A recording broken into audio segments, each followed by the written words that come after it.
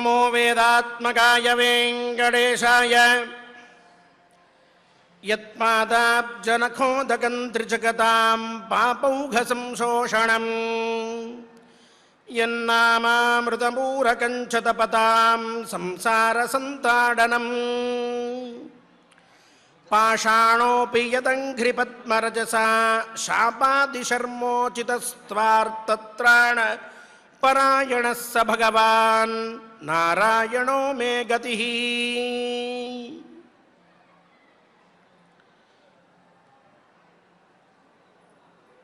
శ్రీ పరమాత్మనే నమః.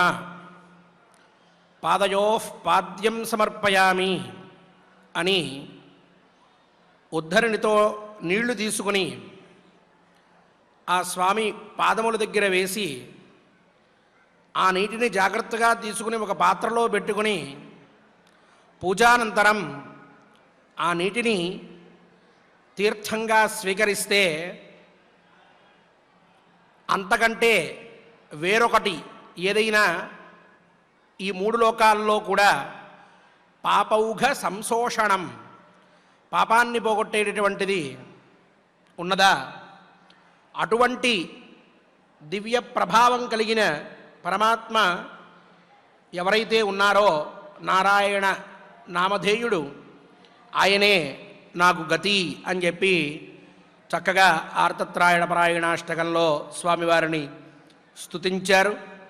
అటువంటి దివ్యమైన వైభవం కలిగిన మహత్వం కలిగిన మహాత్మ్యాన్ని తన యందు సుప్రతిష్ఠితం చేసుకున్న శ్రీనివాసమూర్తిని మనందరం కూడా మనసారా స్మరిస్తూ స్వామివారి యొక్క ఆశీస్సులని కోరుకుంటూ ఆచార్యుల వారితో కలిసి ఈనాటి పారాయణానికి సంకల్పం చేసుకుందాం. దేవదేవుని ఆశీస్సులని పొందుదాం. విఘ్నేశ్వర ధ్యానం. నమస్తే గణనాథాయ గణానాం పతగే నమః. భక్తి ప్రియాయ దేవేశ భక్తేభ్యః సుఖదాయక. శ్రీనివాస ధ్యానం అనంతవేద సంవేద్యం నిర్దోషం గుణసాగరం అతీంద్రియం నిత్యముక్తం శ్రీనివాసం భజే నిశం. శ్రీకృష్ణ ధ్యానం వందే నవఘనశ్యామం పీతకౌశేయవాససం. సానందం సుందరం శుద్ధం శ్రీకృష్ణం ప్రకృతేః పరం. వ్యాసధ్యానం వేదవ్యాసం స్వాత్మరూపం సత్యసంధం పరాయణం. శాంతం జితేంద్రియక్రోధం సశిష్యం ప్రణమామ్యహం. అథ సంకల్పః. శ్రీమదాదివరాహక్షేత్రే విరాజమానస్య జగద్రక్షణార్థమవతీర్ణస్య శ్రీమదఖిలాండకోటిబ్రహ్మాండనాయకస్య శ్రీవేంకటేశ్వర స్వామినః పరిపూర్ణానుగ్రహేణ సర్వేషాం భక్తజనానాం ఆదివ్యాధినివృత్తిద్వారా ఆయురారోగ్యైశ్వర్యాభివృద్ధ్యర్థం సర్వారిష్టనివృత్తిద్వారా సకలశ్రేయోభివృద్ధ్యర్థం ధర్మార్థకామమోక్షాఖ్య చతుర్విధా పురుషార్థసిద్ధ్యర్థం సమస్తపాపక్షయార్థం శ్రీపరమేశ్వర ప్రీత్యర్థం శ్రీమన్మహాభారతే వనపర్వణి యథాశక్తి ఏకత్రింశోऽధ్యాయాन्तर्गत శ్లోకపారాయణం ఆచార్యముఖేన కరిష్యామహే. శ్రీకృష్ణ పరబ్రహ్మణే నమః.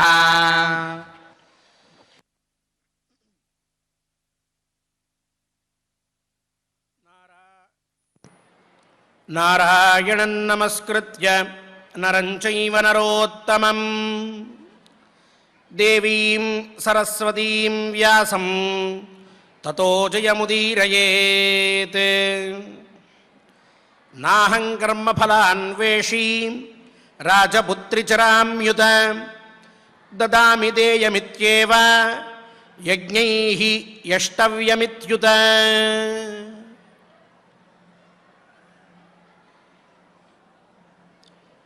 ద్రౌపది ఆక్షేపానికి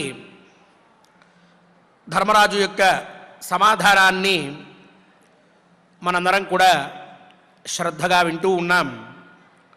నీలకంఠాచార్యులు ఈ అధ్యాయ ఆరంభంలో చక్కగా రాశారు.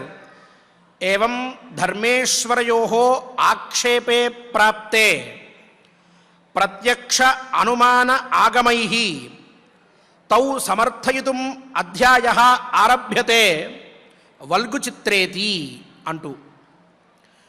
అంటే ఇతః పూర్వం ద్రౌపది మాట్లాడిన మాటల్ని మనం స్పష్టంగా చెప్పుకున్నాం. ఆవిడ ధర్మాన్ని శంకిస్తోంది అని చెప్పి, అలాగే ఈశ్వరుణ్ణి కూడా ఆవిడ శంకిస్తోంది. ఆవిడ ఈశ్వరుడికి కూడా పాపాదులు అంటుకుంటాయి అని చెప్పింది అని చెప్పుకున్నాం. ఆ మాటలతోనే మనకి స్పష్టమవుతోంది ఆవిడ మాట్లాడిన విధానమంతా కూడా అలాగే ఉన్నది. అలా ఆక్షేపం ప్రాప్తించి ఉండగా ఆవిడ అన్ని మాటలు అనేస్తే అంతటికీ కూడా సమాధానాన్ని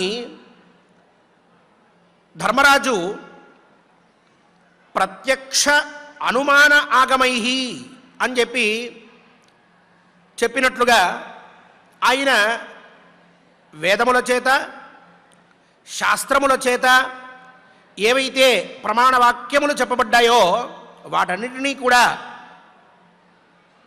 ఒక శ్లోకాత్మకమైనటువంటి రూపంలోకి తీసుకొచ్చి ఆయన సమాధానం చెప్తూ వెళ్తూ ఉన్నాడు. ఒక్కొక్క వాక్యం నిజంగా మనందరికీ కూడా, మన జీవితాలన్నిటికీ కూడా ఈ అధ్యాయంలో ధర్మరాజు చెప్పేటటువంటి మాటల్ని మనం జాగ్రత్తగా లోతుగా పరిశీలించుకుంటూ వెళ్తే ఒక పాఠంగా తయారవుతాయి. మన ఆలోచన ధోరణిని మార్చేటటువంటి ఆణిముత్యాలుగా ఒక్కొక్క శ్లోకం కూడా కనిపిస్తూ ఉన్నది. గురువు అనుగ్రహంతో యథాశక్తి ఈ విషయాల్ని వివరించే ప్రయత్నం చేస్తాను. ముందుగా నిన్న చెప్పుకున్నాం, నాస్తిక్యంతు ప్రభాషసే అన్నప్పుడు నాస్తిక్యం అంటే దేవుడు లేడని కాదు అని చెప్పి, దానికే వ్యాఖ్యానంలో కూడా నాస్తిక్యం వేద విద్విష్టం అని రాశారు వ్యాఖ్యాకర్త. కావున అటువంటి మాటలు మాట్లాడద్దు, అలాంటివి మాట్లాడుతున్నావు, నువ్వు ప్రతిపాదిస్తున్నావు అని చెప్పి, ఇక నీ అనుమానం ఏమిటి, నేను ధర్మాన్ని ఆచరించాను కానీ ధర్మ ఫలం కనిపించట్లేదు అని అంటున్నావు కదా, సమాధానం చెప్తాను అన్నట్లుగా వెంటనే ఆవిడ్ని నువ్వు ఇలా మాట్లాడుతున్నావు అని చెప్పిన వెంటనే ఆయన నాహం కర్మఫలాన్వేషి రాజపుత్రి చరామ్యుత అని చెప్పి మాట్లాడుతూ ఉన్నారు. ఇక్కడ చూడండి, నిన్న మనం చెప్పుకున్నట్లుగా సాధారణంగా మనం ఒక పని చెయ్యాలి అని అంటే ఆ పని చెయ్యాల్సి వచ్చినప్పుడు దానివల్ల వచ్చేటటువంటి ఫలితం ఏమిటో ఆలోచిస్తూ ఉంటాం. మనందరం కూడా సత్యనారాయణ స్వామి వారి వ్రతం చేస్తూ ఉన్నటువంటి వారమే. మనందరికీ సత్యనారాయణ వ్రతం అంటే తెలుసు. ఏదో ఒక సందర్భంలో ఇంట్లో పెళ్ళైనప్పుడో, గృహప్రవేశం అయినప్పుడో, అన్నవరం వెళ్ళినప్పుడో, ఇంకేదైనా మంచి జరిగినప్పుడో, ఓ కష్టం వచ్చినప్పుడో ఆ వ్రతం చేసుకుంటూనే ఉన్నాం. అక్కడ నారదుడు శ్రీకృష్ణ పరమాత్మ భక్తుడు, మహానుభావుడైన ఆ పరమాత్మను నిత్యం సేవించేటటువంటి వాడు, ఆయన వైకుంఠానికి వెళ్తాడు. వెళ్ళి అక్కడ నారాయణుడు మహానుభావుడైన లక్ష్మీ సమేతుడై శంఖ చక్ర గదా పద్మ వనమానాదులన్నీ కూడా ధరించి శేషశయ్య మీద పాలసముద్రంలో తేలియాడుతూ పడుకుని ఉంటే నమస్కరించి, భూలోకంలో చాలామంది కష్టాలు పడుతున్నారండి, ఆ కష్టాలన్నీ పోవడానికి ఏదైనా ఉపాయం చెప్పండి అని అంటే ఆయన సత్యనారాయణస్యేదం వ్రతం సమ్యక్ విధానత అంటూ సత్యనారాయణ స్వామి వారి వ్రతం అని ఒక వ్రతం ఉందయ్యా, ఆ వ్రతం చేసుకున్నట్లయితే అందరికీ కూడా కష్టాలు పోతాయి అని చెప్పారు. వెంటనే నారదుడు అడిగినటువంటి ప్రశ్న చాలా ఆశ్చర్యం వేస్తుంది మనకి. అది మనందరికీ తెలియజెప్పాలి కాబట్టి ఆయన ఇలా ప్రశ్న వేస్తూ అంటున్నారు, కిం ఫలం కిం విధానంచ కృతం కేనైవ తద్వ్రతం. స్వామి, మీరు సత్యనారాయణ స్వామి వారి వ్రతం అని చెప్పారు, ఆ వ్రతం యొక్క ఫలితం ఏమిటి? ఆ వ్రతం చేస్తే వచ్చేటటువంటి ఫలితం గురించి ముందు చెప్పండి. తరువాత వ్రత విధానం ఏమిటి? ఆ తరువాత ఇంతకుముందు ఈ వ్రతం ఎవరు చేసి వాళ్ళు ఆ పుణ్యాన్ని ఫలాన్ని పొందారో వాళ్ళ గురించి కూడా చెప్పండి అంటూ 3 ప్రశ్నలు స్వామివారిని వేశాడు. అంటే ఆ వ్రతం యొక్క ఫలితాన్ని తెలుసుకుంటే, ఆ వ్రత ఫలితం అందరికీ తెలియజేస్తే ఆ వ్రతం చేయడానికి అందరూ కూడా ముందుకు వస్తారు అని మనుష్యుల యొక్క బుద్ధిని ఆయన గుర్తుపెట్టుకుని అక్కడ పరమాత్మని ఈ విధంగా అడిగాడు. లేకపోతే మనం మామూలుగా ఏం చేస్తాం, ఏదైనా ఒక పని చేయాల్సి వచ్చినప్పుడు ఆ పని ఎలా ఏ విధంతో ఆలోచించి చేయాలి, ఏ విధంగా దాన్ని మనం చేసుకుంటూ వెళ్ళాలి అని చెప్పి ముందు ఆలోచించి, ఇంతకుముందు చేసిన వాళ్ళు ఎలా చేశారో చూసుకుని ఆ పైన దాన్ని అలా పని చేస్తే వచ్చేటటువంటి ఫలితం ఏమిటి అని నిర్ధారించుకుంటూ ఉంటాం సామాన్యమైన విషయాల్లో ఎక్కువగా. కానీ డబ్బు విషయంలో కానీ లేక పూజ పునస్కారం అనేటటువంటి దగ్గరికి వచ్చేటప్పటికీ అది చేస్తే నాకు వచ్చే ఫలితం ఏమిటి అనే ముందు మనం ఆలోచిస్తాం. ఆ తర్వాత మిగిలిన వాటిల్లోకి వెళ్తూ ఉంటాం. ఇది సామాన్యంగా మనకు ఉండేటటువంటి దృక్పథం. మనిషి ఎప్పుడూ ఇలాగే ప్రవర్తిస్తూ ఉంటాడు. ఆయన కూడా ఇదే దృష్టిలో పెట్టుకుని అడిగారు. స్వామివారు చెప్పారు. తర్వాత దుఃఖ శోకాది శమనం ధనధాన్య వివర్ధనం అంటూ చెప్పుకుంటూ వచ్చారు. ఆ కథంతా కూడా నడిచింది. ఎందుకు ఈ విషయం నేను ఇప్పుడు చెప్తూ ఉన్నాను అని అంటే, సాధారణంగా మన యొక్క ఆలోచన ఒక ధర్మకార్యం చెయ్యి అంటే దీనివల్ల వచ్చేటటువంటి ఫలితం ఏమిటి అన్నదాని మీదే ఉన్నది. అంతే తప్ప ఈ పని నేను చెయ్యాలి కాబట్టి చేస్తున్నాను అని మనం అనుకోవట్లా, అలా భావించట్లా. ధర్మరాజు ఏం చెప్తున్నాడంటే ద్రౌపదీదేవికి, నాహం కర్మ ఫలాన్వేషి రాజపుత్రి చరామ్యుత దదామి దేయమిత్యేవ యజ్ఞైః యష్టవ్యమిత్యుత. ద్రౌపది, నేను కర్మ ఫలాన్ని అపేక్షించి కర్మను చెయ్యట్లేదు, చెయ్యాలి కాబట్టి చేస్తూ ఉన్నాను. దానం చెయ్యాలి చేస్తూ ఉన్నాను, యజ్ఞం చెయ్యాలి చేస్తూ ఉన్నాను. ఇంతవరకే. దీనివల్ల నాకు ఎంత ప్రయోజనం కలుగుతుంది, ఎంత ఉన్నతి వస్తుంది అనేది నేను ఆలోచించుకుని ఈ పనులన్నీ చేయట్లేదు అని చెప్పాడు. ఒక్క 10 నిమిషాలు ఈ విషయం గురించి మనం వివరంగా విచారించుకుని పై శ్లోకంలోకి వెళ్దాం. ఇక్కడ చూడండి, సాధారణంగా మనం భగవంతుడితోటి చేసేటటువంటి ఏ వ్యవహారమైనా సరే నాకు వచ్చేటటువంటి ఫలితం బట్టి నేను చేస్తాను అని బుద్ధి పెట్టుకునే మనసులో మొదలు పెడుతూ ఉంటాను దాన్ని. ఏ పనైనా తీసుకోండి, ఓ దానం చెయ్యాలి, ఏం చెప్పాలి? ఇంటికి వచ్చిన పురోహితుడు, అయ్యా ఇది చేసినట్లయితే మీకు అపమృత్యు దోషం పోతుంది అన్నాడు అనుకోండి, వెంటనే చేసేస్తూ ఉంటాం. అయ్యా అది చెయ్యాలి కాబట్టి చెయ్యాలండి అంటే నా వల్ల కాదండి అంటాం. ఓ గుడికి వెళ్ళాం, దేవుణ్ణి దర్శనం చేసుకున్నాం, ఊరికే బయటకు వస్తున్నామా? రావట్లే. అక్కడ ఉండేటటువంటి దేవుణ్ణి చూసిన వెంటనే అప్పటికప్పుడు ఎప్పుడో మర్చిపోయినటువంటి పాత కోరికల దగ్గర నుంచి మొదలుపెట్టి పక్కింటి వాడి ద్వారా ఎటువంటి ఇబ్బంది రాకుండా వాడు అంతకంతకి తగ్గిపోతూ ఉండాలి, నాకంటే కొత్త కారు వాడు కొనకూడదు, వాడు అలాగే ఉండాలి అన్నంత వరకు చూసుకుని మొత్తం అంతవరకు, అలాగే మన అమ్మాయి ఫ్రెండ్స్ వాళ్ళందరూ కూడా బాగుండాలి అన్నంత వరకు వెళ్ళి దేవుణ్ణి ఇవన్నీ కూడా అడిగేసుకుని సరిగ్గా కింద నుంచి పైదాకా, పైనుంచి కింద దాకా ఆ పరమాత్మని చూసి ఎంత అద్భుతమైనటువంటి సౌందర్యయుక్తుడి పరమాత్మ, ఇటువంటి దర్శనం చేయడం వల్ల కదా నాకు ఉన్నటువంటి పూర్వజన్మార్జిత పాపమంతా కూడా నశించిపోతుంది అనేటటువంటి భావన పెట్టుకోక ఈ కోరికలతోటి ఆయనకి మొత్తం అన్నీ వినిపించేసి మరుక్షణంలో అన్నీ ఆయన నాకు ఇచ్చేయాలనుకుని బయటకు వచ్చిన తర్వాత లడ్డూ తీసుకుని జీడిపప్పు తక్కువైంది అని మాట్లాడుకుంటాను తప్ప, భగవంతుడా నీ దర్శనం నాకు జరిగింది, పునఃపునః ఇలాంటి దర్శనాలు నాకు అనుగ్రహించి ఈ పాపవంకెలం నుంచి నన్ను బయటపడివయ్యవయ్యా అని చెప్పి ఎప్పుడన్నా అడుగుతున్నావా? అడగట్లా. కోరికలు ఎక్కడి నుంచి గుర్తొస్తాయో తెలియదు, ఎందుకు గుర్తొస్తాయో తెలియదు.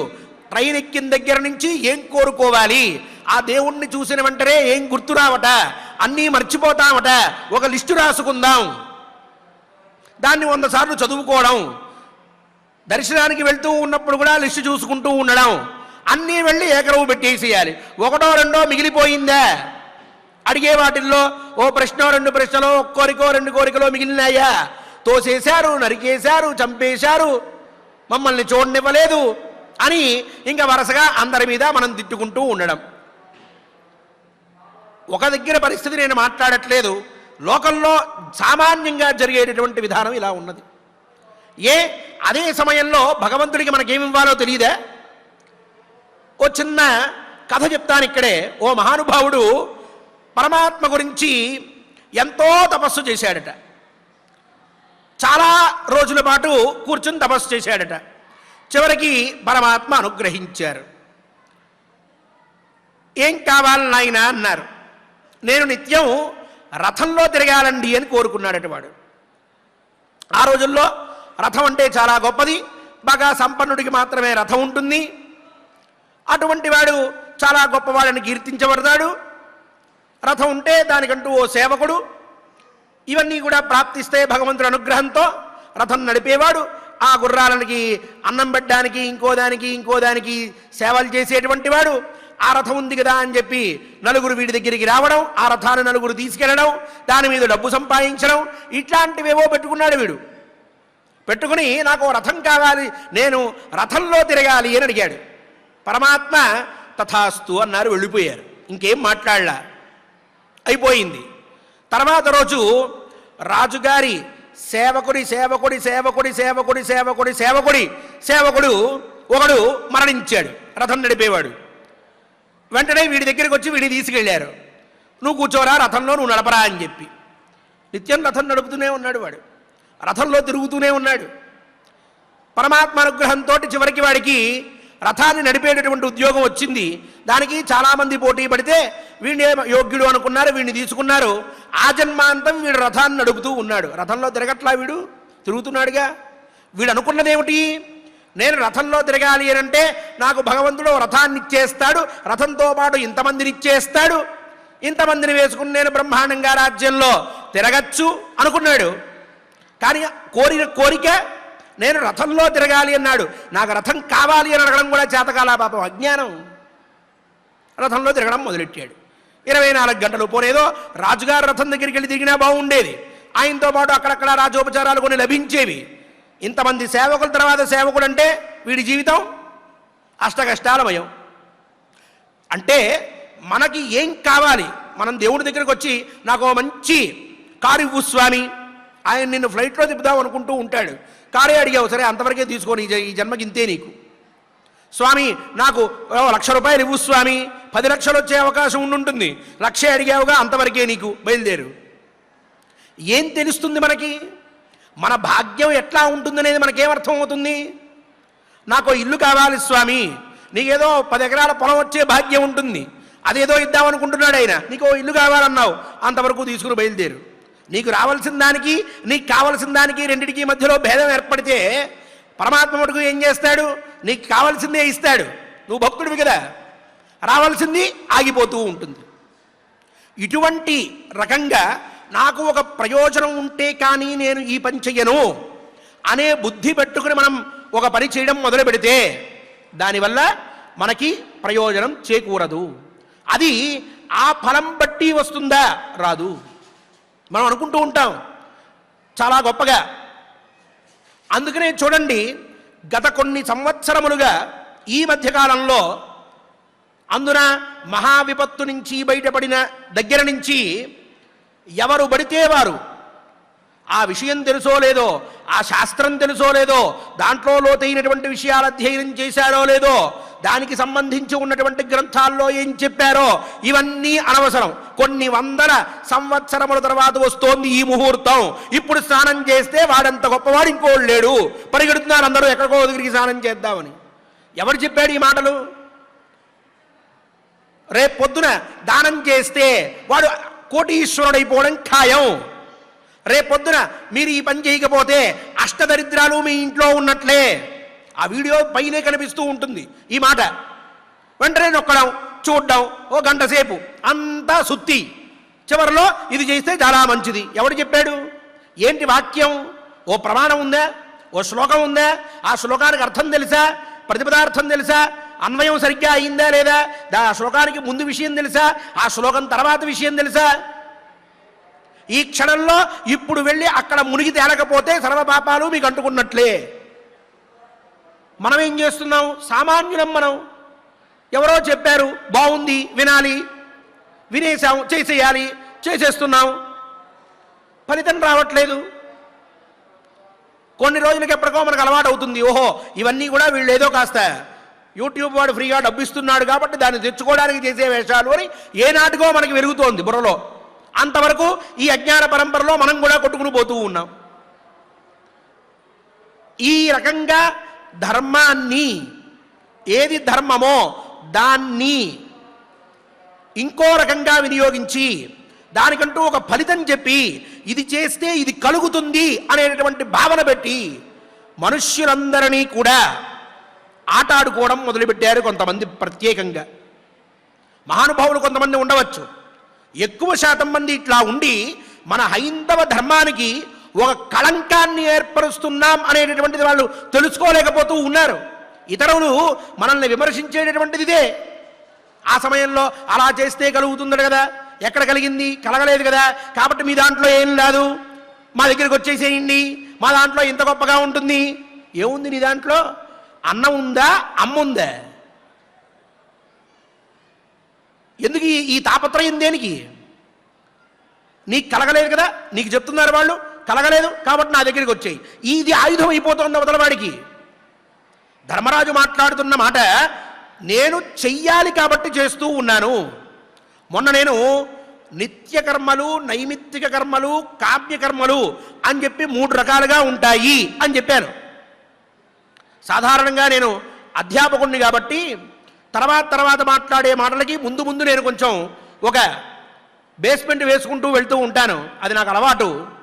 ఒక్కసారి ఏమిటి ఈ విషయం ఇప్పుడు చెప్తున్నారని అనిపిస్తూ ఉండొచ్చు. కానీ ఆ రోజు చెప్పాను నేను, ఇక్కడ ఈ విషయం విచారించడం కోసము, వివరించడం కోసం ఆ రోజు చెప్పా. నిత్య కర్మలు, నైమిత్తిక కర్మలు, కామ్యకర్మలు, నిత్య యజ్ఞాలు, నైమిత్తిక యజ్ఞాలు, కామ్య యజ్ఞాలు అని 3 రకాలుగా ఉంటాయి అని చెప్పి ఆ రోజు చెప్పుకుంటూ ఏ పనైనా ఈ రకంగానే ఉంటుంది అని చెప్పా. ఈ 3ట్లో ఏదో ఒకటి అవుతుంది అని చెప్పా. ఇక్కడ తీసుకోండి, ఇప్పుడు నిత్యమైనటువంటి పనులు, నైమిత్తికమైనటువంటి పనులు, కామ్యమైనటువంటి పనులు.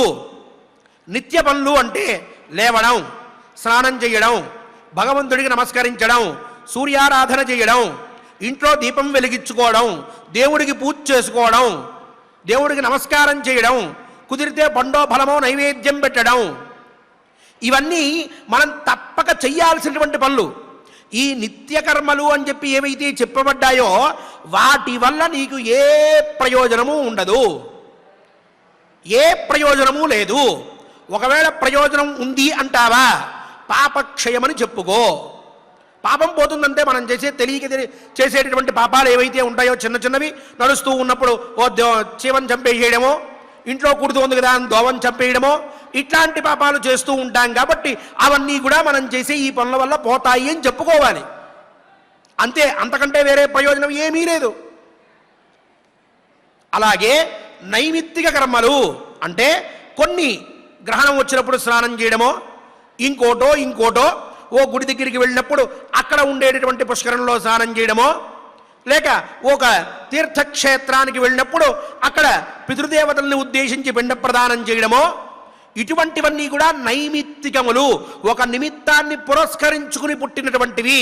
కాశీ అనేటటువంటి క్షేత్రానికి వెళ్ళడం వల్ల అక్కడ గంగానది ఉంది కాబట్టి ఆ గంగానది దగ్గర తీర్థధర్మం అనేటటువంటి దాన్ని ఆశ్రయించి పిండ ప్రదానం చెయ్యాలి అని చెప్పారు కాబట్టి అక్కడికి వెళ్ళి నువ్వు పిండ ప్రదానం చేస్తున్నావు. అదే కాశీకి వెళ్ళకపోతే ఈ పిండ ప్రదానం చేయడం అనేది పుట్టదే. కాబట్టి కాశీ వెళ్ళడం అనే నిమిత్తం వల్ల పుట్టినటువంటి పిండ ప్రదానం అనేటటువంటి పితృదేవతలకి కాస్త పూజ చేసుకోవడం అనేటటువంటిది ఏదైతే వచ్చిందో అది నైమిత్తికమైనటువంటి కర్మ. అది చెయ్యకపోతే మహాదోషం, చేస్తే వాళ్ళ అనుగ్రహం కలుగుతుంది. నువ్వు కోటీశ్వరుడు అయిపోవు. నువ్వు గంగానదిలో స్నానం చేసినంత మాత్రాన సర్వ పాపములని మొత్తాన్ని వదిలిచ్చేసుకుని చేసిన అకృత్యములన్నిటి నుంచి విముక్తి పొంది ఇక్కడికి వచ్చి మళ్ళీ మహాత్ముడు అయిపోయి కోట్లాధికారి అయిపోతావు అనేటువంటి మాట అబద్ధము. అది జరగదు. ఇక మూడవది కామ్యకర్మ. నా ఇంట్లో ఈరోజు నేను వ్రతం చేసుకుందాం అనుకుంటున్నాను అని అనుకుంటే ఆ వ్రతం నీ ఒక కోరికని పురస్కరించుకుని చేసుకుంటూ ఉన్నావు. సత్యనారాయణ స్వామివారి వ్రతం చేసుకుంటా, కేదారేశ్వర వ్రతం చేసుకుంటా, ఇవన్నీ నీ కోరిక బట్టి వచ్చినటువంటివి. అంతే తప్ప అది శాస్త్రం ఈరోజు నువ్వు సత్యనారాయణ స్వామివారి వ్రతం చెయ్యాల్సిందే అని చెప్పలేదు. ఆ సత్యనారాయణ స్వామివారి వ్రతం ఒక నిమిత్తాన్ని పురస్కరించుకుని పుట్టింది కాదు, మన కోరికని పురస్కరించుకుని పుట్టినటువంటి కర్మ. కాబట్టి ఆ పని చేసుకుంటే మనకి పుణ్యం కలుగుతుంది, మంచి అభివృద్ధి వస్తుంది. అదే పనిని చెయ్యకపోతే దోషం లేదు. అదే మొదటి రెండు పనులు ఉన్నాయి, నిత్య నైమిత్తిక కర్మలు, అవి చెయ్యకపోతే మహాప్రమాదం, పాపం అనేటటువంటిది కలుగుతుంది. కాబట్టి కర్మలు ఏ పనులు చేస్తూ ఉన్నా మూడు రకాల్లో ఏదో ఒక రకానికి సంబంధించింది ఉంటుంది. దాంట్లో మన కోరిక బట్టి చేసుకునేటటువంటి వాటికి వచ్చేటటువంటి ఫలితం వేరు, ఒక నిమిత్తాన్ని పురస్కరించుకుని చేసేటటువంటి పనికి వచ్చేటటువంటి ఫలితం వేరు. మొన్న గ్రహణం వచ్చింది, ఓ మహానుభావుడు చెప్పేశాడు ఏకంగా, టీవీ ఉంది కదా అని చెప్పి, ఏదో యూట్యూబ్ అని చెప్పి, ఈరోజు రాత్రికి గ్రహణం సమయంలో 2 నిమిషాల ముందర ఎవరైతే స్నానం చేస్తారో అటువంటి వాళ్ళందరూ కూడా పూర్వజన్మ దగ్గర నుంచి మొదలుపెట్టి సప్తజన్మార్జితమైనటువంటి సమస్త పాపాల్ని పోగొట్టుకున్నటువంటి వారై వచ్చే జన్మలో వాళ్ళు ఉత్తములుగా పుట్టి ఈ జన్మలో చనిపోయిన తర్వాత చంద్రమండలానికి వెళ్ళి పెరుగుతోంది లిస్ట్. ఇలా వింటూ ఉంటే ఇంకో గంట చెప్పాడు, ఏమిట్రా నాయన, గ్రహణానికి ముందు స్నానం చేయడం అనేటటువంటిది సామాన్యమైనటువంటి విధి. అది ఏ గ్రహణం అయితే ఏమిటి, ఏ గోలైతే ఏమిటి, స్నానం చెయ్యి, కూర్చో, దేవుణ్ణి పూజించు, ఇది చెప్పింది గ్రహణానికి ముందర. ఏమిటి సప్తజన్మార్జితమైన పాపం పోతుందట, వచ్చే జన్మలో ఉత్తమం అట, ఓ చంద్రమండలానికి వెళ్ళిపోతాడట. ఇంకైతే మనం ప్రత్యేకంగా ఏం పంపించుకోవాలా, ఈయన వెళ్ళి అన్నింటినీ అక్కడ చూసొస్తాడు. ఏమిటి ఈ పైత్యం ఎక్కడి నుంచి వచ్చింది? మనల్ని కన్ఫ్యూజ్ చేయడానికి, మన యొక్క బలహీనతతోటి ఆడుకోవడానికి, మన యొక్క బాధ్యతని వృథా చేయడానికి, మనకి ఉండేటటువంటి వైదిక కర్మ మీద ఉన్నటువంటి అభిమానాన్ని, గౌరవాన్ని, భయాన్ని నాశనం చేయడానికి, లేక ఇంకా భయపెట్టేసి మనల్ని ఉన్మత్తుల్ని చేయడానికి, మనల్ని ఈ పనులన్నీ వదిలిపెట్టి నాకు ఇవన్నీ చేతకావు. ఒక వీడియోలో ఆయన ఈ సమయం చెప్తాడు, ఇంకో వీడియోలో ఇంకో సమయం చెప్తాడు, ఇంకో వీడియోలో ఉదయం నుంచి ఉపవాసం అంటాడు, నేనేమీ చేయను అని చెప్పి విరక్తి పొంది కూర్చోవడానికి మొదలెట్టినటువంటి పనులు ఇవి. ఎవడి ప్రయోజనం వాడిది, ఎవడి తాహతు వాడిది. ఎందుకు ఇవన్నీ? కావున దయచేసి ధర్మరాజు చెప్పినటువంటి మాటని మనం స్పష్టంగా అర్థం చేసుకుని మనం కొన్ని పనుల విషయంలో ఒక నిర్ణయంతో ఉండాలి. అదే మాట్లాడుకోబోతూ ఉన్నాం ఇప్పుడు మనం. జాయమానో హవై బ్రాహ్మణస్త్రిభిర్రుణవ జాయతే బ్రహ్మచర్యేణ ఋషిభ్యః యజ్ఞేన దేవేభ్యః ప్రజయా పితృభ్యః స్వధయా పితృభ్యః. సాక్షాత్తు వేదం చెప్పినటువంటి మాట. దీనికి స్పష్టమైనటువంటి అర్థం చెప్తాను. ధర్మరాజు, ఇన్ని యజ్ఞాలు చేశావు కదా నువ్వు, అయినా సరే నీకు ఏం ఫలితం కలగలేదే అని ఇంతకుముందు ద్రౌపదీదేవి అడిగిన ప్రశ్నకి సమాధానం చెప్తూ అంటున్నాడు, నేను దదామి దేయమిత్యేవ యజ్ఞైః యష్టవ్యమిత్యుత. ద్రౌపది, నేను ఇవ్వాలి కాబట్టి ఇస్తున్నాను, చెయ్యాలి కాబట్టి చేస్తూ ఉన్నాను. శాస్త్రం ఏం చెప్పిందంటే, చాలామంది దగ్గర మనం వింటూ ఉంటాం, ఆగర్భ శ్రీమంతుడండి ఆయన అని. గోల్డెన్ స్పూన్తో పుట్టాడండి అంటూ ఉంటారు. ఆగర్భ శ్రీమంతుడు అన్నటువంటి వాడు, మనిషిగా పుట్టినటువంటి వాడు ఇంతవరకు ఒక్కడు కూడా ఈ ప్రపంచంలో లేడు. ఎందుకంటే జాయమానోహవై, వేదం ఎంత గొప్పదంటే చెప్తోంది, పుడుతూ ఉన్నటువంటి వాడై, వాడు పుడుతూనే 3 రుణాలతో పుడుతున్నాడు. ప్రతి ఒక్క మనిషి కూడా, ప్రతి ఒక్కడూ 3 రుణాలతో పుడుతున్నాడు. ఏమిటండి 3 అప్పులతోటి ఎలా పుడతాడు? ఏమిటా 3 అప్పులు అంటే, ఒకటి మొట్టమొదటి అప్పు ఋషికి సంబంధించినటువంటి అప్పు, ఋషి రుణం అంటున్నారు దాన్ని. రెండవది దేవ రుణం, మూడవది పితృ రుణం. ఈ 3 రుణాలతో పుడుతూ ఉన్నాడు మనిషి. మనందరం అలా పుట్టినటువంటి వాళ్ళమే. ఋషి రుణం అంటే ఎవరైతే మహాత్ములైనటువంటి ఋషులు అన్నపానాలు మానేసి లౌకిక సుఖాలన్నిటిని వదిలిపెట్టేసుకుని, నా తర్వాత తరం ఎవరైతే వస్తారో ఈ భూప్రపంచంలో, ఎవరైతే మనుష్యులని పుట్టి అల్పాయుష్కులై ఏ జ్ఞానము లేక, ఎక్కువ విషయాలు గ్రహించలేక, ఎక్కువ సంవత్సరాలు బ్రతకలేక, నానా ఇబ్బందులు పడుతూ ఎక్కువ చదవలేక, తొందరగానే ఫలితం కావాలి అని చెప్పి అనుకునేటటువంటి మనుష్య జాతి ఏదైతే ఉందో, అటువంటిదంతా కూడా బాగుపడాలి అంటే నేను ఇప్పుడు ఎంతో కష్టపడి ఎంతో విషయాన్ని సాధించి వాళ్ళందరికీ అందివ్వాలి అనేటటువంటి ఉద్దేశ్యంతో అలాగే కూర్చుని తపస్సు చేస్తూ అన్నపానాలు వదిలిపెట్టి శరీరం మీద పుట్టలు పెరిగిపోతూ ఉంటే అంతకంతకి పెరిగిపోతున్నటువంటి పుట్టల్ని కూడా పట్టించుకోక, వచ్చేటటువంటి వాయువునే పీలుస్తూ ఆకలి తీర్చుకుంటూ, దప్పిక అనేటటువంటి దాన్ని దగ్గరికి తీసుకురాక, ఎక్కువ జ్ఞానం చేస్తూ మెడిటేషన్ వల్ల ఆయుష్ పెరుగుతుంది అని ఈనాడు చెప్పేటటువంటి మాటని ఆనాడు వాళ్ళ పనుల ద్వారానే చేసి చూపించినటువంటి వాళ్ళై కొన్ని వందల సంవత్సరముల పాటు తమ యొక్క ఆయుష్ని పెంచుకుంటూ, ప్రాణాన్ని కాపాడుకుంటూ, భవిష్యత్ తరాలకి ఏది మంచిదో దాన్ని ఆలోచించుకుంటూ, ఎంతో ధారణ చేసి ధ్యానంతో ఆ పైన ఉన్నటువంటి ఎవరూ రాయనటువంటి స్వతంత్రంగా వచ్చినటువంటి వేదములు అనేటువంటివి ఏవైతే ఉన్నాయో వాటి యొక్క నాదాల్ని జాగ్రత్తగా వింటూ, ఒక్కొక్క వేద శబ్దాన్ని వేదవాక్యాన్ని కూడా వింటూ వింటూ వింటూ ఆ వేదములు అన్నిటినీ కూడా గ్రహించి, ఆ వేదముల యందు చెప్పినటువంటి ఏవైతే పరమ తాత్పర్యములు ఉన్నాయో, ఏవైతే ధర్మములు ఉన్నాయో, ఏవైతే నియమములు ఉన్నాయో, ఏవైతే నిత్యములైనటువంటి విషయములు ఉన్నాయో, అటువంటి వాటిని అన్నిటినీ కూడా సమాజానికి అందరూ కూడా వేదాన్ని అర్థం చేసుకోలేరు అనేటటువంటి భావనతోటి కొన్నిటిని సూత్రములుగా, కొన్నిటిని పురాణములుగా, కొన్నిటిని ఇతిహాసాలుగా, కొన్నిటిని ఉపనిషత్తులుగా ఈ లోకానికి మొత్తానికి కూడా ప్రచారం చేసి ఈనాడు సనాతన ధర్మం అనేటటువంటి ఛత్రం కింద మనందరం కూడా ఇంత సుఖంగా బ్రతకడానికి ప్రత్యక్ష కారణభూతులైనటువంటి ఆ మహాత్ములు అందరూ కూడా వాళ్ళ సుఖాల్ని వదిలిపెట్టి, భార్యలు లేక ఎటువంటి సంసార సుఖముల్ని అనుభవించక ఉన్నంత వరకు బ్రహ్మచర్యాన్ని మాత్రమే అనుసరించి ఆశ్రయించి ఆ పైన ఆ పరమాత్మ దగ్గరికి వెళ్ళిపోయి నిత్యనూతనమైనటువంటి ఆనందాన్ని అనుభవిస్తూ ఈనాటికి కూడా మన యందు కరుణైనటువంటి బుద్ధితోటి ఎన్నో రకాలైనటువంటి ఉపకారాల్ని మనకి అందిస్తూ ఉన్నటువంటి ఋషులు ఎవరైతే ఉన్నారో వాళ్ళకి, నాకు వీళ్ళు ఇన్ని పురాణాలని ఇచ్చారు, నాకు వీళ్ళు ఇన్ని ధర్మశాస్త్రాలని ఇచ్చారు, నాకు వీళ్ళు ఇన్ని ఇతిహాసాలను ఇచ్చారు, నాకు వీళ్ళు ఇంత గొప్పదైనటువంటి సనాతన ధర్మానికి సంబంధించినటువంటి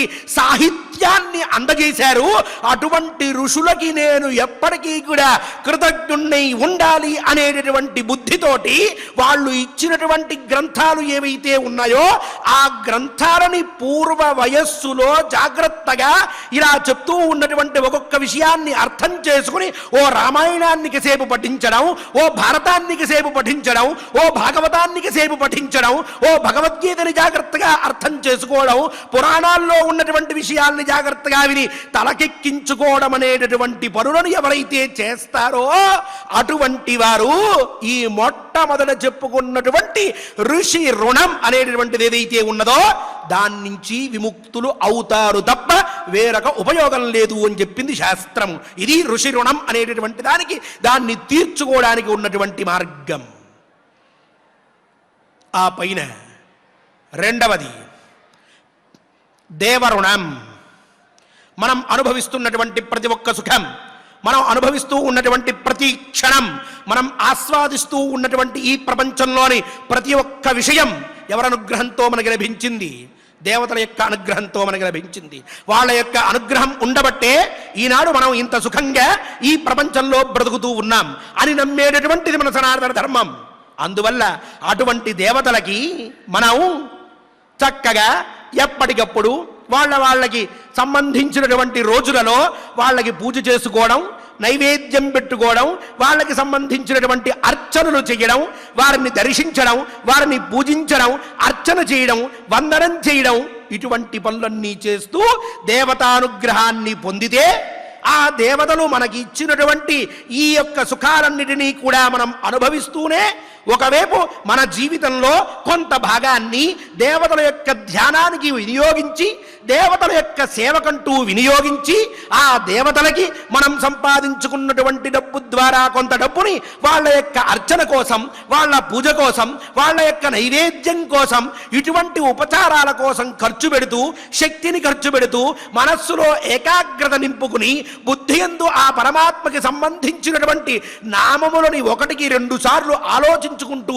చక్కగా ఆ నామములతోటి ఆయన్ని ప్రార్థిస్తూ ఆయన యొక్క అనుగ్రహాన్ని పొందితే అక్కడికి మనకి దేవరుణం అనేటటువంటి 2వ రుణం తీరుతూ ఉన్నది. ఇదే దేవరుణంలోనే మనం కావలసి వచ్చినప్పుడు వాళ్ళ అధికారాన్ని బట్టి యజ్ఞయాగాదులు చేయడం, హోమములు చేయడం, ఆ దేవతలకు సంబంధించినటువంటి విశేషమైనటువంటి అర్చనలు చేయడం, ఇటువంటివన్నీ కూడా దేవరుణం కిందకే వస్తూ ఉంటాయి. ఇక 3వది పితృరుణం. ఇది అత్యంత ముఖ్యమైనటువంటిది. 3 చాలా ముఖ్యములు. ఇది ఈనాటి కాలానికి తెలియనటువంటి కొత్త విషయం. కొంతమంది చాలా తేలిగ్గా తీసుకునేటటువంటిది. ఈరోజు నువ్వు ఈ విధంగా కరచరణములు అంటే చేతులు కాళ్ళు అనేటువంటివి పెట్టుకొని ఒక బుద్ధి వికాసాన్ని పొంది ఈ జీవితమంతా కూడా అనుభవిస్తూ చక్కగా మంచి శరీరాన్ని, మంచి మనస్సుని, మంచి వాక్కుని, మంచి కళ్ళని, మంచి చూపుని, ఇటువంటివన్నీ పొందావు అనంటే అది నీ గొప్పతనం కాదు. నీ పితృదేవతలు ఎవరైతే ఉన్నారో, నీ ముందు 4 ఫాదర్స్ అని చెప్పి ఎవరైతే చెప్పబడుతూ ఉన్నారో, తండ్రి, తాత, ముత్తాత, వాళ్ళ తాత అంటూ మొదలెట్టుకుంటూ పోతే నీ దగ్గర నుంచి 7 తరాల వరకు ఎవరైతే ఉన్నారో అటువంటి వారు వారి జీవనాన్ని చక్కగా భగవత్ సేవలో నియమించుకుని భగవంతుణ్ణి అర్చిస్తూ పుణ్యములు చేస్తే ఆ పుణ్యాలన్నీ కూడా మూటగట్టుకుని ఉంటే నువ్వు ఈనాడు ఇక్కడ పుట్టి ఉన్నావు. వాళ్ళు మంచి పనులు చేస్తూ ఉండడం వల్ల వాళ్ళ పుణ్యంలో కొంత పుణ్యం నీకు లభించి నువ్వు జన్మ ఎత్తావు అని చెప్తోంది ధర్మశాస్త్రం. అంతేకాక ఒక వ్యక్తి పుట్టాలి అనంటే వాడికి ఏ విధమైనటువంటి శరీరంలోని అవయవములు తయారవ్వడానికి కావలసినటువంటి కణాలు ఎక్కడెక్కడి నుంచి రావాలి అని చెప్తూ ఉన్నప్పుడు తండ్రి దగ్గర నుంచి కొన్ని అవయవాల్ని 7 సప్తధాతువులు అని చెప్పిన దాంట్లో తండ్రి దగ్గర నుంచి 4, పితృదస్తథ అని చెప్పి తల్లి దగ్గర నుంచి 3, మొత్తం 7 కూడా పొంది ఆ పొందినటువంటి కణాల్లో తండ్రి దగ్గర నుంచి పొందినటువంటి 4 కణాల్లో ఆ ముందర ఉన్నటువంటి తాత దగ్గర నుంచి, ఆయన ముందర ఉన్నటువంటి ఆయన దగ్గర నుంచి, ఆయన ముందర అంటూ 7 దగ్గర నుంచి వరుసగా కణములు అనేటటువంటివి అవిచ్ఛిన్నంగా వస్తే మీ నాన్నగారి దాకా తండ్రి దగ్గర నుంచి నువ్వు ఆ పైన ఇంకో కణాన్ని నీ శరీరంలో శక్తి కోసం పొందుతూ ఉన్నావు అంటే నీలో నీ వెనకాల 7 తరాలకి సంబంధించినటువంటి అవయవములు అన్నీ కూడా ఉన్నాయి నాన్న, జాగ్రత్తగా ఉండు అని చెప్పింది ధర్మశాస్త్రం. ఈ విధంగా వాళ్ళ దగ్గర నుంచి ఓ పక్క శరీరాన్ని, ఇంకో పక్క పుణ్యాన్ని రెండింటినీ కూడా పొంది వాళ్ళ కోసం అని చెప్పి నువ్వు ఏమీ చెయ్యకపోతే, వాళ్ళ కోసం అని చెప్పి నువ్వు ఏమీ కూడా చేద్దామని అనుకోక ఇష్టం వచ్చినట్లు వాళ్ళు మరణించినటువంటి రోజు కూడా కొంచెం బెండ ప్రదానం చెయ్యకుండా వాళ్ళు మరణించినటువంటి రోజుని ఓ పెద్ద ఉత్సవంగా చేయలేకపోయినా కనీసం వాళ్ళ కోసం నువ్వులు నీళ్లు కలిపినటువంటివైనా వదిలిపెట్టకుండా వాళ్ళని మర్చిపోయి వాళ్ళ మీద కృతజ్ఞతతో లేకుండా ఇష్టం వచ్చినట్టు వాళ్ళని అంటూ నీ పనులు నువ్వు చూసుకుంటూ స్వార్థివై వ్యవహరించినట్లయితే నిన్ను మించినటువంటి పాపాత్ముడు లేదని చెప్పాడు శాస్త్రధర్మకారులందరూ కూడా. ఇది ఆ పితృదేవతలు వాళ్ళ యొక్క అనుగ్రహంతో మన వంశాన్ని వృద్ధి చేస్తూ ఉన్నారు. కావున వాళ్ళు మరణించినటువంటి రోజున కృతజ్ఞతాపూర్వకంగా మీ యొక్క అనుగ్రహంతో వంశాభివృద్ధి జరిగింది, మీరు మా నాన్నని కనడం వల్ల నేను ఇప్పుడు పుట్టాను అంటే నా యొక్క జన్మకి కూడా మీరే ప్రత్యక్ష కారణం అనేటటువంటి భావనతోటి వాళ్ళకి నమస్కరిస్తూ వాళ్ళు చనిపోయినటువంటి రోజునో ఏ కాశీకో గైకో ఇంకో దగ్గరకో వెళ్ళినప్పుడో కాస్త పిండ ప్రదానం చేస్తే, వాళ్ళని స్మరిస్తే, పుణ్యమైనటువంటి రోజుల్లో వాళ్ళని ఉద్దేశించి కొంచెం నీళ్లు వదిలిపెడితే, నలుగురికి అన్నం పెడితే వాళ్ళ మీద ఆనాడు వాళ్ళ యొక్క అనుగ్రహం కలుగుతుంది, వాళ్ళ యొక్క రుణం తీరుతుంది అని చెప్పింది ధర్మశాస్త్రం. ఈ విధంగా బ్రహ్మచర్య గృహస్థ ధర్మాలనేటువంటివి ఏవైతే ఉన్నాయో ఇవన్నీ కూడా దేవరుణం, పితృరుణం, మనుష్య అంటే ఈ ప్రధానమైనటువంటి ఋషి రుణం అనేటటువంటి మూడింటినీ కూడా ఋషి, దేవ, పితృ అనేటువంటి మూడు రుణాల్ని తీర్చుకోవడం కోసం అని చెప్పి మనకి మన శాస్త్రకారులు కొన్ని పనులు నిర్దేశిస్తూ వచ్చారు. ఇలాంటి మూడు పనులు ఏవైతే ఈ పని ఈ రుణం తీరడానికి, ఈ పని ఈ రుణం తీరడానికి, ఈ పని ఈ రుణం తీరడానికి అని చెప్పి ఏవైతే పనులు ఉన్నాయో ఆ పనుల విషయంలో మనం ఈ పని చేస్తే ఇంత ఫలితం వస్తుంది అనేటటువంటి భావన పెట్టుకుని మనం ప్రవర్తించినట్లయితే ఆ పని వల్ల ఆ ఫలితము మనకి రాదు, ఆ పని కూడా చెడిపోతుంది అని చెప్తున్నారు శాస్త్రకారులు. ఇప్పుడు ధర్మరాజు మాట్లాడేటువంటి మాట కూడా యష్టవ్యం ఇత్యుత, యజ్ఞముల చేత నువ్వు దేవతలని పూజించాలి, యజించాలి అని శాస్త్రం చెప్పింది కాబట్టి నేను చేస్తున్నాను. ద్రౌపది దానం చెయ్యాలి అని చెప్పింది కాబట్టి నేను చేస్తూ ఉన్నాను. ఇందులో నేను చేసే గొప్పదే ఉంది, శాస్త్రం చెప్పింది, అది విధి, దాన్ని బట్టి నేను ఇక్కడ కర్మ చేస్తూ ఉంటే ఆ పనికి నీకు ఫలితం రాదు అని మాట్లాడతావేంటి నువ్వు? ఆ పని వల్ల నీకేదో కలగలేదు అని చెప్పి నువ్వు ఆ పనే తప్పు అంటావేంటి? అసలు ఏమన్నా అర్థం ఉన్నదా? ఏమన్నా విషయం ఉన్నదా అని చెప్పి ద్రౌపదీదేవికి మళ్ళీ ప్రశ్న సంధిస్తూ ఉన్నాడు ధర్మరాజు. దయచేసి మనం ఈ విషయంలో గమనించవలసింది ఏమిటి అంటే, మనకి చెప్పినటువంటి పనుల్లో మన కోరిక బట్టి మనం ఏం చేసుకుంటామో అటువంటి పనులు మహాద్భుతమైనటువంటి ప్రయోజనాల్ని మనకి కలగజేస్తాయి అని ఎవరన్నా చెప్తే మీరు నమ్మండి. అంతే తప్ప గ్రహణంలో ఈ పని చేస్తే ఇంత గొప్పది, అక్కడికి వెళ్ళి మునిగితే నీ కోట్లు వచ్చేస్తాయి. భగవంతుడి దగ్గర ఏమీ ప్రింటింగ్ మిషన్ లేదు కోట్లు మనందరికీ ఇచ్చేయడానికి. భగవంతుడు మనతో ఏం వ్యాపారం చేయడు, నువ్వు నాకు దండం పెడితే నేను నీకు డబ్బిస్తానని. మన భాగ్యం. దయచేసి ఎప్పుడూ కూడా మనం కష్టపడకపోతే మనకేది రాదు. ఒకవేళ వచ్చిందే అది నిలబడదు. వాస్తవమైనటువంటి మాటలు. పూర్వం మహానుభావులందరినీ చూడండి, రామకృష్ణ పరమహంస లాంటి మహానుభావులు పుట్టినటువంటి దేశం మనది. ఈరోజు అమ్మవారి అనుగ్రహం కలగలేదయ్యా, ఒకరోజు నా జీవితంలో వృథా అయిపోయింది అని చెప్పి బాధపడుతూ నిద్రపోయేటటువంటి మహానుభావులు ఇక్కడ పుడితే నాకు ఈ ప్రయోజనం కలగలేదు అని చెప్పి బాధపడుతూ పడుకునేటటువంటి రోజుల్లోకి దిగజారిపోతూ ఉన్నాం మనందరం. కొన్ని విషవలయాల్లో చిక్కుకుపోయి ఏ పని చేసినా అప్పనంగా మనకేం రాదు, పుణ్యం నీకు కనిపించదు అని అనుకుంటున్నావు. అదే నమ్మాలి. నీకు కనిపించిందా ఒకవేళ ఇంకో ప్రకారాంతరేణా కనిపిస్తుంది, అన్నీ కనిపించినవే నమ్మాలి అంటే అది జరగదు. కావున ఇతరులు చేసేటటువంటి యుద్ధాలు ఇలాంటి మాటల మీద చేస్తూ ఉంటారు కాబట్టి వాళ్ళతో వివాదం పెట్టుకోక, అవి నమ్మక, వేరే వాళ్ళు చేసేటటువంటి ప్రచారాలు నమ్మక, నేను చెయ్యాలి కాబట్టి చేస్తున్నాను అనే బుద్ధిని పెట్టుకుని నేను భగవంతుడి దగ్గరికి వెళ్ళాలి, వెళ్తాను, నమస్కారం చేసుకుని వస్తాను. లేదు కోరికలు కోరుకోండి, దాంట్లో కూడా దోషం ఉందని నేను మాట్లాడట్లేదు, అది చెప్పడం నా ఉద్దేశ్యం కాదు. కానీ అవి జరగలేదు అని చెప్పి దాని మీద ఒక నైరాశ్యం పుట్టి ఇదంతా వృథా అనేంత వరకు మటుకు ఎప్పుడూ భావనను తీసుకుని వెళ్ళవద్దు. మనం చేసేటటువంటి పని ఈరోజు మనకు కనిపించకపోవచ్చు, రేపటి రోజున మనకి రావచ్చు, ఓ 10 ఏళ్ళకి రావచ్చు, లేక మన సంతానానికి ఆ అదృష్టం పట్టవచ్చు. చూడండి, కొన్ని వందల మంది పెద్దలతో మాట్లాడితే వాళ్ళు చెప్పేటటువంటి విషయం వింటే ఆశ్చర్యం వేస్తుంది. మా పూర్వీకులు మహానుభావులు అందరూ కూడా పలానా చోటకి వెళ్ళి ఎప్పుడూ కూడా స్తోత్రం చేసి వచ్చేవారట, ఎప్పుడూ వెళ్ళి పూజ చేసి వచ్చేవారట. నాకు ఇప్పుడు అగో అక్కడే ఉద్యోగం లభించింది, లేక అక్కడే నేను ఇగో ఇంత ఆస్తిని కొనుక్కున్నాను, నాకు ఆ దేవుడు అనుగ్రహం వల్లే ఇది ప్రాప్తించింది అని ఇప్పుడున్నటువంటి ముని మనవడో వాడి మనవడో మాట్లాడుతూ ఉంటాడు. ఏమిటి కారణం? వాళ్ళు చేసిన ఫలం ఈరోజు వాళ్ళు అన్ని పూజలు చేసుకుంటూ వస్తే వీడికి ఫలంగా మారి ఈనాటికి అందింది. ఒక్కొక్కసారి మన తర్వాత తరానికి అందవచ్చు.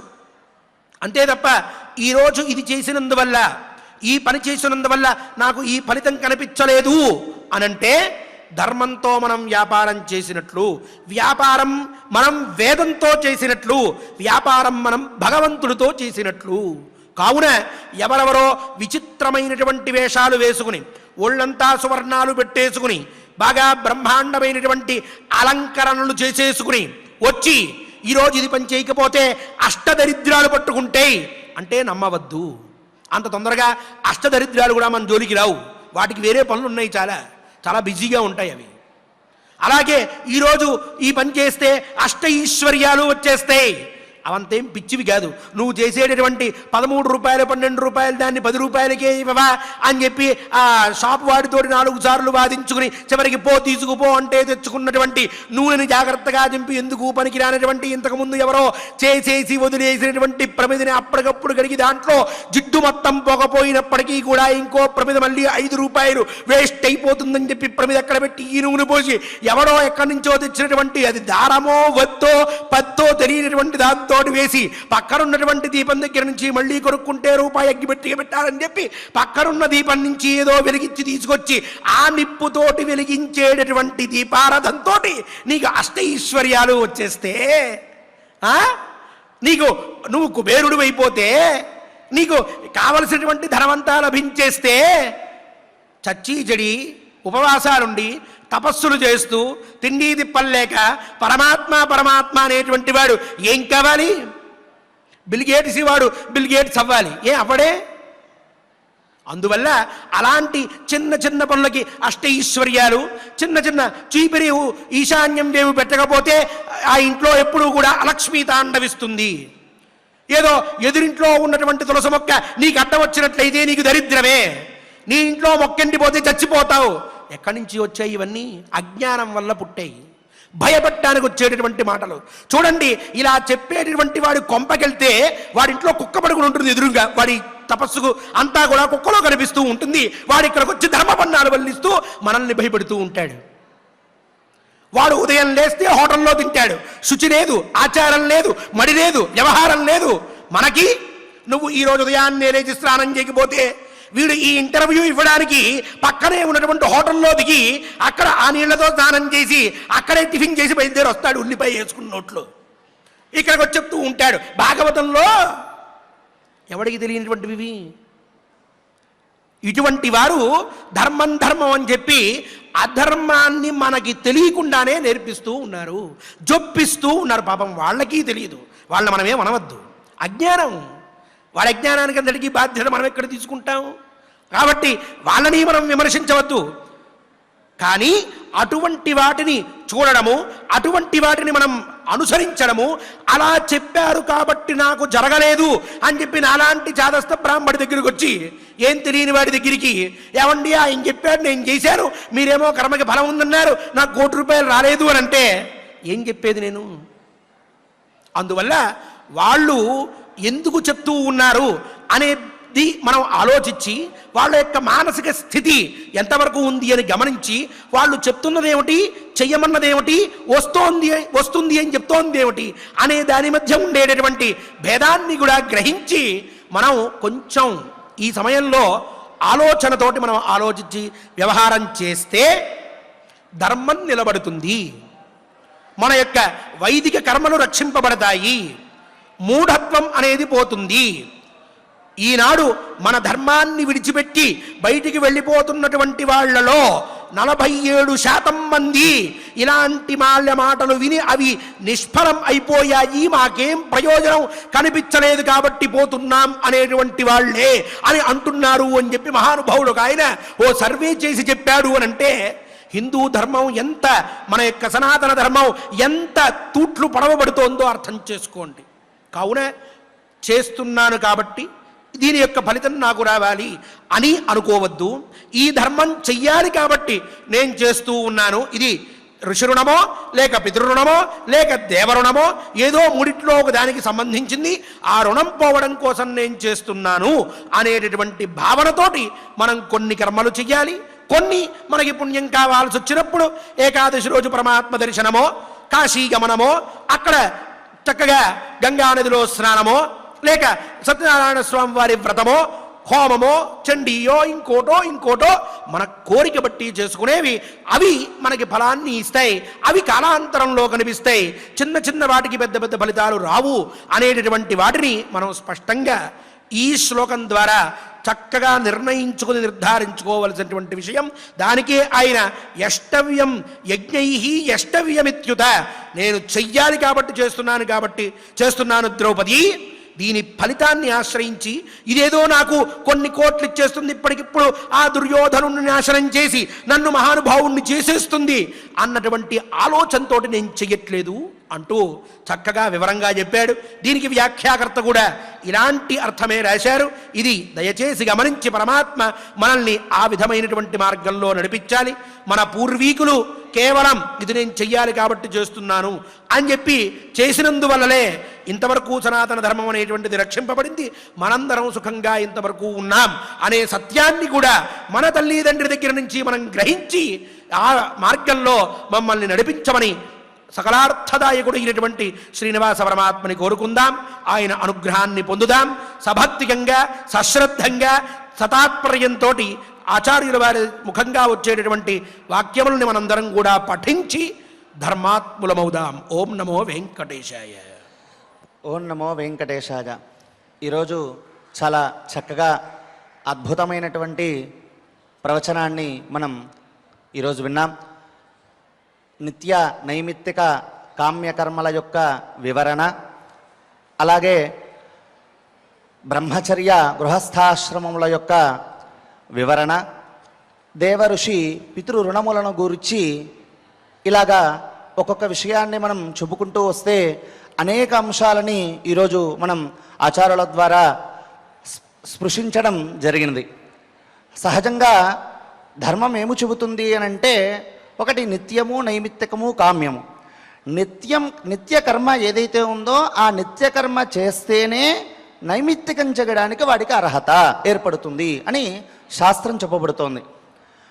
ఈ నిత్య నైమిత్తిక కర్మలు ఏవైతే ఉన్నాయో ఆ రెండూ చేస్తేనే కామ్యకర్మ చేయడానికి వాడికి అర్హత, ఆ కామ్యకర్మ చేసినను కూడా వారికి సిద్ధిస్తుంది అన్నది శాస్త్ర పరిభాష.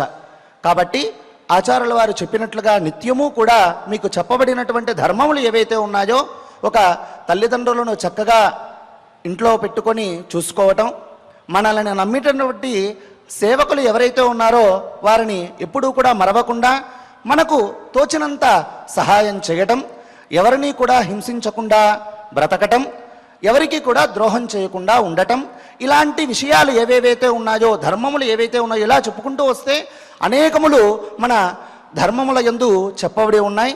అలాంటి ధర్మములను మనము నిత్యాచరణలో పెట్టుకొని మన యొక్క పురోగతి ఏదైతే ఉందో దాన్ని సాధించడానికి మనం ఈ విధమైనటువంటి పంథాను అంటే మార్గమును మనం ఎంచుకోవాలి. అంతేకాని ఏదో ఇంట్లో కనీసం దీపారాధన చేయకుండా 100 ఒత్తులను తీసుకొని వచ్చి దీపారాధన చేసినంత మాత్రాన అక్కడ నల్లగా చీకటిగా మసి ఏర్పడుతుందే కానీ పుణ్యం కలగదు అనేటటువంటిదే ఇక్కడ తాత్పర్యము. దానిని మీరు గ్రహించి చక్కగా ఎవరిని ఇబ్బంది పెట్టకండి, వీలైనంత వరకు వారికి హింసించకుండా చక్కగా ప్రవర్తించండి, మృదు స్వభావంతో ప్రవర్తించండి అనేటటువంటిదే ఈరోజు ఈ వనపర్వాంతర్గత 2వ శ్లోకంలో చెప్పబడినటువంటి తాత్పర్యాన్ని సవివరంగా ఇచ్చినటువంటి ఆచార్యుల వారికి ఒక్కసారి కృతజ్ఞతలను తెలియచేసుకుంటూ ఆ స్వామివారి యొక్క అనుగ్రహాన్ని పొందడానికి మనము నిత్యము కూడా మహాభారతం 8 to 9 ఖచ్చితంగా ప్రతిరోజు కూడా లైవ్ జరుగుతూ ఉంటుంది. మీరందరూ కూడా ఈ నిత్య నైమిత్తిక కామ్య కర్మలు ఏవేవైతే ఉన్నాయో అవన్నీ కూడా తెలుసుకోవడానికి, అనేక ధర్మములను మనం ఆచరించడానికి ఈ ప్రసంగాన్ని నిత్యము కూడా వింటూ దానిని నిత్యాచరణలో పెట్టుకుంటూ ఇక మనం 2వ శ్లోకాన్ని 31వ అధ్యాయంలో 2వ శ్లోకాన్ని పారాయణం చేసుకుందాం. స్వామివారి యొక్క అనుగ్రహాన్ని పొందుదాం. నాహం కర్మ ఫలాన్వేషీ రాజపుత్రి చరామ్యుత దదామి దేయమిత్యేవ యజ్ఞైర్యష్టవ్యమిత్యుత. ఓం నమో వెంకటేశాయ. గోవిందనామ సంకీర్తనం ఇది మనం కోరికతో చేసుకునేటటువంటి సంకీర్తనం. ఇది కామ్యకర్మ. ఇటువంటి ఈ కర్మని మనం ప్రతినిత్యము కూడా భగవత్ప్రీతికై, భగవంతుడి అనుగ్రహ ప్రాప్తికై చక్కగా చేసుకుంటూ ఉన్నాం. ఈనాడు కూడా చక్కగా శ్రీ రవిచంద్ర గారు మరియు ఇతర అన్నమాచార్య ప్రాయుటి కళాకారులు అందరూ కూడా సోత్సాహంగా సంసిద్ధులై ఉన్నారు. ధర్మ తత్పరులై వారితో కలిసి మనం కూడా గొంతు కలిపి గోవింద అని చెప్పి స్వామిని కీర్తించి ధర్మాత్ములమవుదాం. ఓం నమో వెంకటేశాయ.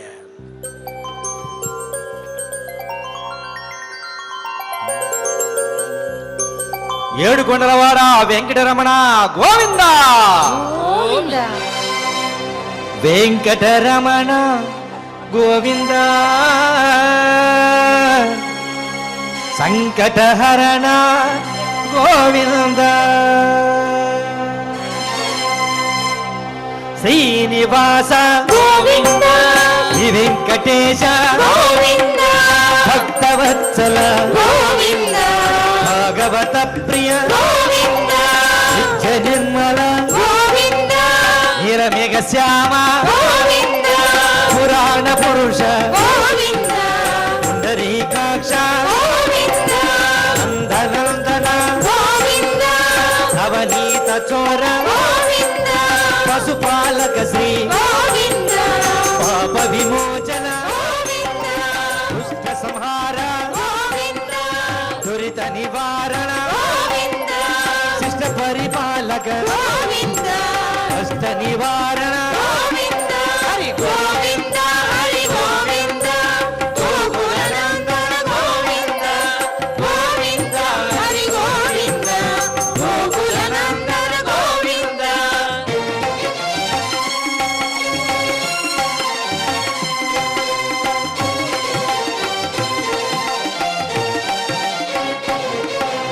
వజ్రమకుటధర గోవింద.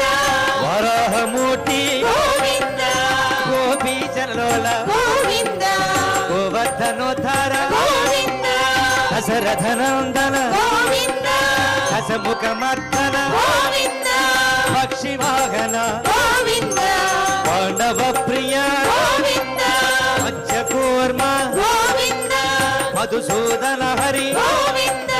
వరాహ నరసింహ గోవింద. వామన భువిరామ గోవింద.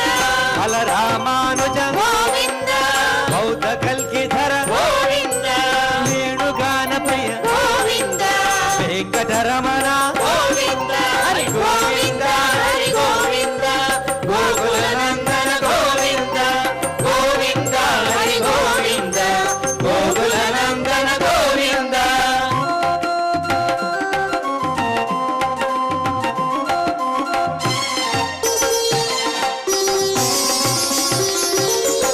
సీతానాయక గోవింద. హిత పరిపాలక గోవింద. దరిద్ర జన పోషక గోవింద. ధర్మ సంస్థాపక గోవింద. అనాథ రక్షక గోవింద. ఆపద్బాంధవ గోవింద. శరణాగత వత్సల గోవింద. కరుణాసాగర గోవింద. కమల దళాక్ష గోవింద. కామిత ఫలద గోవింద. పాప వినాశక గోవింద. వాగి మురారే గోవింద. శ్రీముద్రాంకిత గోవింద. శ్రీవత్సాంకిత గోవింద. భరణీ నాయక గోవింద. దినకర తేజ గోవింద. హరి గోవింద. హరి గోవింద. గోకులనందన గోవింద. గోవింద. హరి గోవింద. గోకులనందన గోవింద.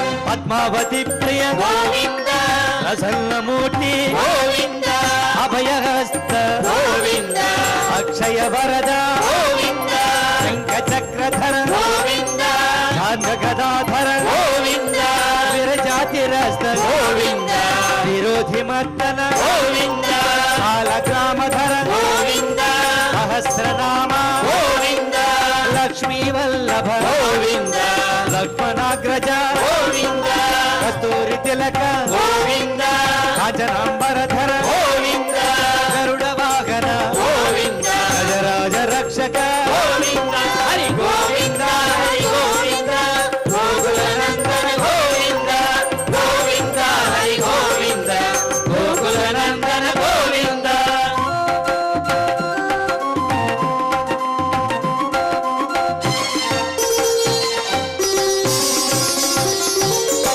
వానర సేవిత గోవింద భారతి బంధన గోవింద సప్తగిరీశ గోవింద ఏక స్వరూప గోవింద శ్రీరామకృష్ణ గోవింద రఘుకుల నందన గోవింద ప్రత్యక్ష దేవ గోవింద పరమ దయాకర గోవింద వజ్ర కవచధర గోవింద వైజయంతిమాల గోవింద వడ్డికాసులవాడ గోవింద వసుదేవ తనయ గోవింద బిల్వ పత్రార్చిత గోవింద భిక్షుక సంస్థుత గోవింద స్త్రీ పుంరూప గోవింద శివకేశవమూర్తి గోవింద హరి గోవింద హరి గోవింద గోకులనందన గోవింద గోవింద హరి గోవింద గోకులనందన గోవింద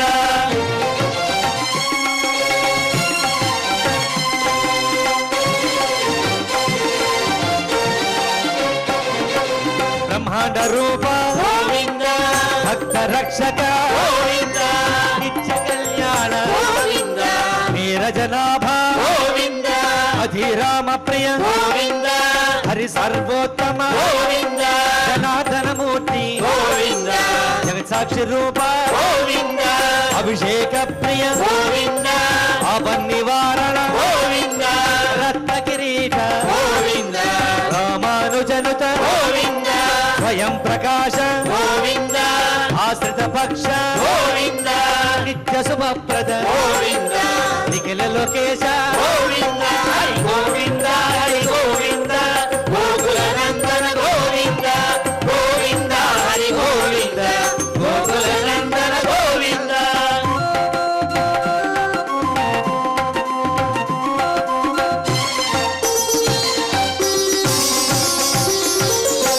ఆనంద రూప గోవింద ఆజంతరహిత గోవింద ఇహ పరదాయక గోవింద రాజ రక్షక గోవింద పరమదయాళు గోవింద పద్మనాభ హరి గోవింద తిరుమలవాస గోవింద తులసీ వనమాల గోవింద శేషశాయిని గోవింద శేషాద్రి నిలయ గోవింద మత్స్యావతార గోవింద ఏడుకొండలవాడ గోవింద హరి గోవింద హరి గోవింద గోకులనందన గోవింద గోవింద హరి గోవింద గోకులనందన గోవింద గోవింద హరి గోవింద గోకులనందన గోవింద గోవింద హరి గోవింద గోకులనందన గోవింద గోవింద హరి గోవింద గోకులనందన గోవింద గోవింద హరి గోవింద గోకులనందన గోవింద గోవింద హరి గోవింద గోకులనందన గోవింద గోవింద హరి గోవింద గోకులనందన గోవింద గోవింద హరి గోవింద గోకులనందన గోవింద గోవింద హరి గోవింద గోకులనందన గోవింద గోకులనందన గోవింద గోకులనందన గోవింద గోకులనందన గోవింద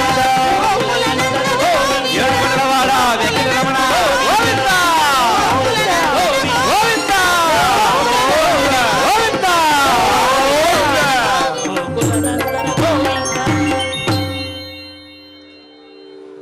ఓం నమో వెంకటేశాయ. క్షమాప్రార్థనాదులతో పారాయణాన్ని పరిపూర్ణం చేసుకుందాం. ఆనంద నిలయ నివాసుడైన పరమాత్మ యొక్క అనుగ్రహాన్ని పొందుదాం. అథ క్షమా ప్రార్థనా యదక్షరపదభ్రష్టం మాత్రాహీనం చ యద్భవేత్ తత్సర్వం క్షమ్యతాం దేవ నారాయణ నమోస్తుతే. అథ లోకక్షేమ ప్రార్థనా. స్వస్తి ప్రజాభ్యః పరిపాలయంతాం న్యాయేన మార్గేణ మహీం మహిషాః. గోబ్రాహ్మణేభ్యః శుభమస్తు నిత్యం. లోకాః సమస్తాః సుఖినో భవంతు.